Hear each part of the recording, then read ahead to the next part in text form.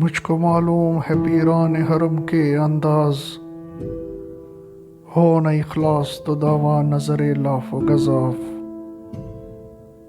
اور یہ اہل کلیسا کا نظام تعلیم ایک سازش ہے فقط دین و مروت کے خلاف۔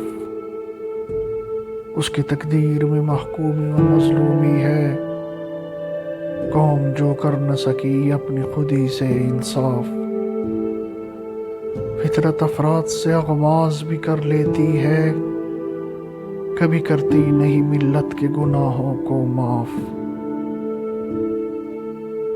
اس نظم میں اقبال نے دین اور تعلیم سے متعلق بعض حقائق بیان کیے ہیں، اور اس میں شک نہیں کہ ان پر غور کرنے سے حکیم مشرق کی شرف نگاہی کا اعتراف کرنا پڑتا ہے۔ کہتے ہیں کہ میں موجودہ زمانے کے علماء اور فقہا سے بخوبی واقف ہوں۔ وہ کتابی علم تو رکھتے ہیں، لیکن نظر یعنی روحانی طاقت سے محروم ہیں۔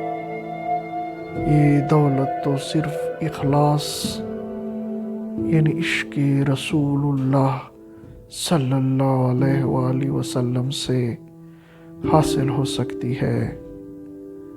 اب رہا یہ نصاری کا قائم کردہ نظام تعلیم اور اس کا مقرر کردہ نصاب تعلیم، یہ دراصل تعلیم نہیں ہے بلکہ مسلمانوں کو دین اور آدمیت دونوں سے برگشتہ کر دینے کی ایک سازش ہے، اور افسوس کہ مسلمان اس سازش کا شکار ہو گئے ہیں، یعنی وہ زہر کو تریاک سمجھ رہے ہیں۔